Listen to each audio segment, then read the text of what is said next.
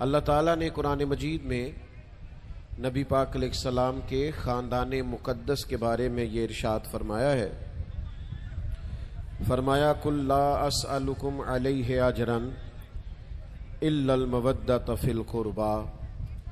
اے محبوب علیہ السلام، آپ اپنے غلاموں سے فرما دیں کہ میں تبلیغ دین پر تم سے کوئی اجر نہیں مانگتا، الا المودۃ فی القربى، بس میرے قریبیوں سے محبت کرتے رہنا۔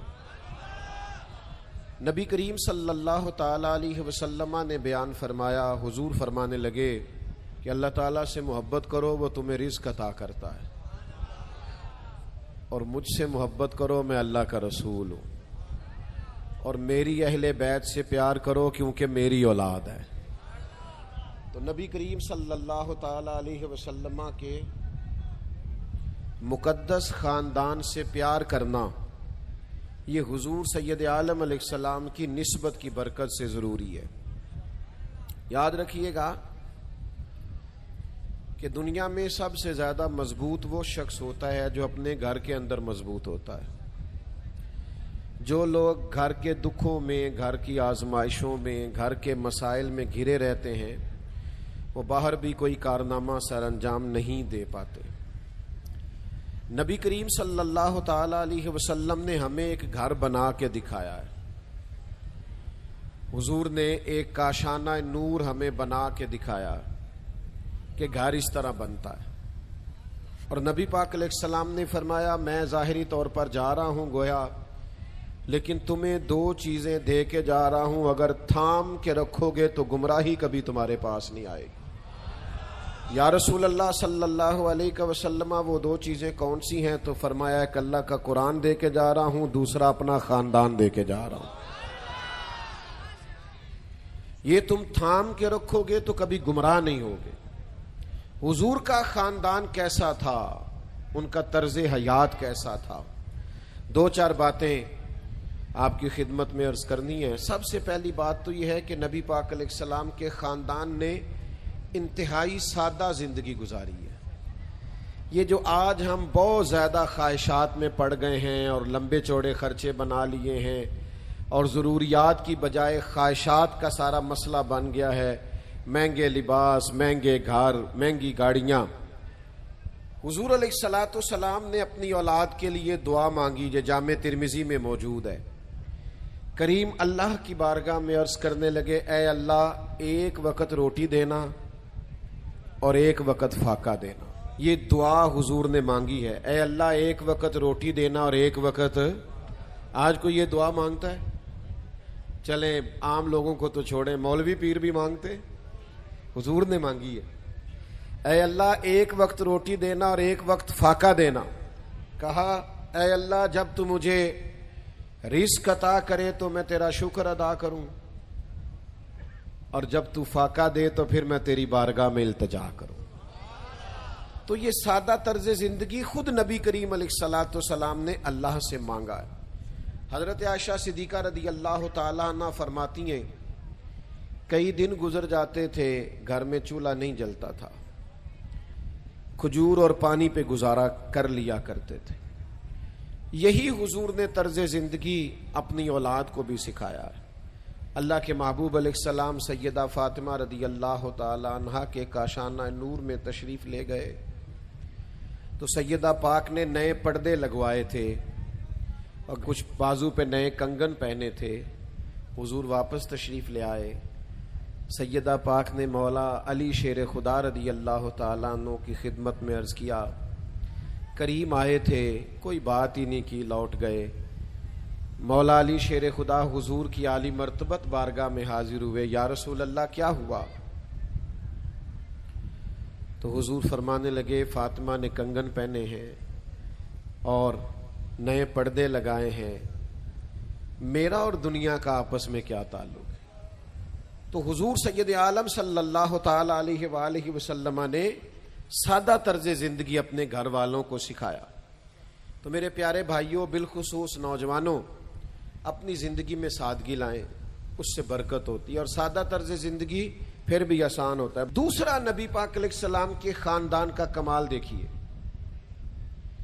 آپ سیدہ پاک حضرت فاطمہ رضی اللہ تعالیٰ عنہ کی سیرت پڑھ لیں، حضور علیہ السلام کی سیرت نور پڑھ لیں، آپ کو ہر سیرت نگار یہ لکھتا ہوا نظر آئے گا کہ مہینہ مہینہ چولہا نہیں جلا، ہر سیرت نگار پر۔ پتہ مزے کی بات کیا ہے؟ وہی سیرت نگار چند صفحے آگے جا کے یہ بھی لکھے گا کہ جو دروازے پہ آیا ہے اسے جھولی بھر کے عطا فرمایا گیا۔ دو جہاں کے شاہ ہیں پر پاس کچھ رکھتے نہیں، دو جہاں کی نعمتیں ہیں ان کے خالی ہاتھ میں۔ تو میرے عزیز، سخاوت بڑی کی، بانٹا بڑا، دیا بڑا۔ یعنی امام حسین رضی اللہ تعالیٰ عنہ کے پاس ایک سائل آ گیا تو آپ نے فرمایا تھوڑی دیر ٹھہرو، تھوڑی دیر کے بعد رقم آئی، آپ نے اسے دی تو 1000 دینار دیے، اور دینے کے بعد کہنے لگے معذرت کرتا ہوں آپ کو تھوڑا انتظار کرنا پڑا۔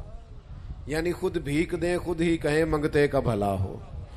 ہمارے اول تو ہم سادگی نہیں اختیار کرتے، اور اگر کبھی کوئی رقمیں آ جائیں، کوئی آدمی وسیع اس کے رزق آ جائے تو اپنے خرچے بڑھا لیتا ہے، مہنگی گاڑیاں لے لیتا ہے، ساتھ والا پلاٹ خریدنے کے چکر میں آ جاتا ہے۔ سخاوت نہیں کرتے، بانٹتے نہیں، یہ مزاج پیدا کریں۔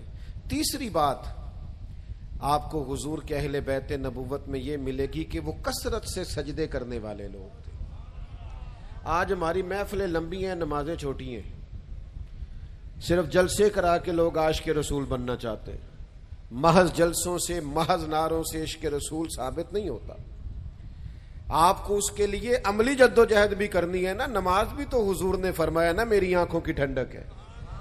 اور اگر آپ عشق رسول صرف اسی چیز کا نام ہے کہ نوٹوں کی دتھی اوپر جا رہی ہے اور نیچے آ رہی ہے، اور میلاد کی محفل کے اندر بھی آپ نے صرف مالداروں کو اگلی سیٹوں پہ بٹھا لیا ہے، اور جس کو 35 سال ہو گئے مسجد میں فجر کی اذان دیتے ہوئے، اس کو میلاد کی محفل کا اسٹیج بھی نصیب نہیں ہوا، وہ پھر بھی پیچھے ہے اس لیے کہ پیسے کوئی نہیں نا پاس۔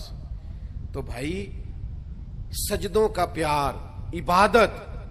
حضرت سیدہ پاک رضی اللہ تعالیٰ عنہ ساری رات نفل پڑھا کرتی، ساری رات۔ امام حسین، امام حسن رضی اللہ تعالیٰ عنہ کثرت سے سجود کرنے والے۔ خود صحیح مسلم میں حدیث موجود ہے، حضرت سیدہ عائشہ صدیقہ ام المومنین رضی اللہ تعالیٰ عنہ بیان فرماتی ہیں ساری رات ہی نبی پاک نے نفل پڑھے، ساری رات ہی گویا، اور اتنے نوافل حضور نے ادا کیے کہ سحری کے وقت میں نے دیکھا مقدس قدموں پہ ورم آ گئے۔ تو میں نے عرض کی حضور آپ کے صدقے اللہ اگلے پچھلوں کو معاف کرے گا، آپ اتنی مشقت کرتے؟ تو فرمایا آپ نے مجھے کہا ہے نا کہ اللہ کے مجھ پر بڑے انعامات ہیں، تو پھر میں اپنے رب کا شکر گزار بندہ نہ بنوں؟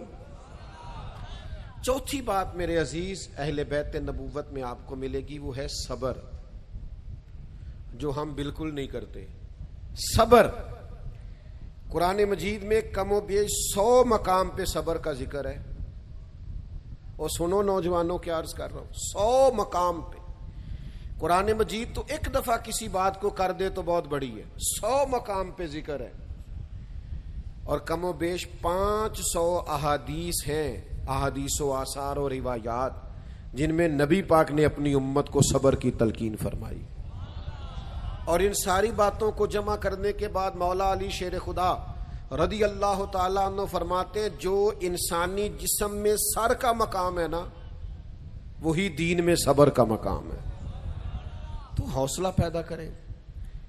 ہم اپنے گھر میں بھی مسائل کو حل کرنے میں بھی بہت ساری جگہوں پہ ہم کچھ بے صبری کا مظاہرہ کرتے ہیں، اس کا لازمی نتیجہ یہ نکلتا ہے کہ جلد بازی کی وجہ سے فیصلے درست نہیں ہوتے، پریشانیاں بھی بڑھتی ہیں، اور بعض اوقات تلخیوں میں بھی اضافہ ہوتا ہے۔ تو میرے عزیز کرنے کا کام یہ ہے کہ حوصلہ پیدا کریں، صبر پیدا کریں، اطمینان پیدا کریں۔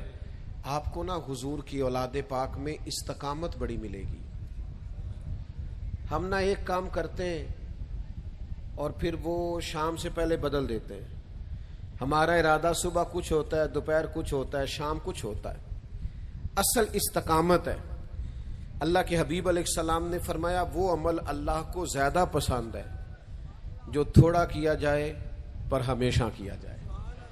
اپنے اندر ٹھہراؤ پیدا کریں. مجھے بہت سارے دوست کہتے ہیں جی میں نماز میں شروع کرتا ہوں پھر تھوڑے دنوں کے بعد چھوڑ دیتا ہوں, میرا نماز میں دل نہیں لگتا.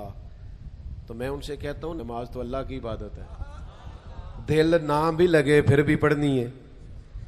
اس کا کیا مطلب ہوا کہ میرا دل نہیں لگتا؟ دل تو سویرے دکان پہ جانے کو بھی نہیں کرتا, پر کیوں نہیں چھٹی کرتے؟ جاتے ہو. تو معاملہ تو یہ ہے کہ عبادت میں آپ نے توجہ دینی, استقامت اختیار کرنی, کمزور نہ پڑا کریں. یہ آج کل لمبی دیر تک جو لوگ موبائل استعمال کرتے ہیں ان کی فجر مس ہوتی ہے. خدا را, اللہ سے ڈریں. اپنی نماز کے معاملے میں اپنے آپ کو استقامت والا بنائیں, اپنی عبادات کے معاملے میں اپنے آپ کو استقامت والا بنائیں. اپنے ماحول کے اندر آپ تقوی لے کے آئیں, پرہیزگاری لے کے آئیں, خوبصورتی لے کے آئیں. آپ خود محسوس کریں گے کہ آپ کے اندر ٹھنڈک پیدا ہو رہی ہے, اطمینان پیدا ہو رہا ہے, سکون پیدا ہو رہا ہے. تو پھر میں دوبارہ اپنی ساری گفتگو کو دہراتا ہوں. ایک تو حضور کا گھرانہ بڑی شان والا, فرمایا میری نسبت کی وجہ سے ان سے محبت کرو. دوسرا نبی پاک کے گھر میں سادگی ہے. تیسرا سخاوت ہے. چوتھا عبادت ہے. اور پنج تن پاک کا صدقہ پانچویں بات استقامت ہے. تو ہم نے استقامت کو نہیں چھوڑنا, ان چیزوں پر ضرور توجہ دیں. آخر دعوانا الحمدللہ.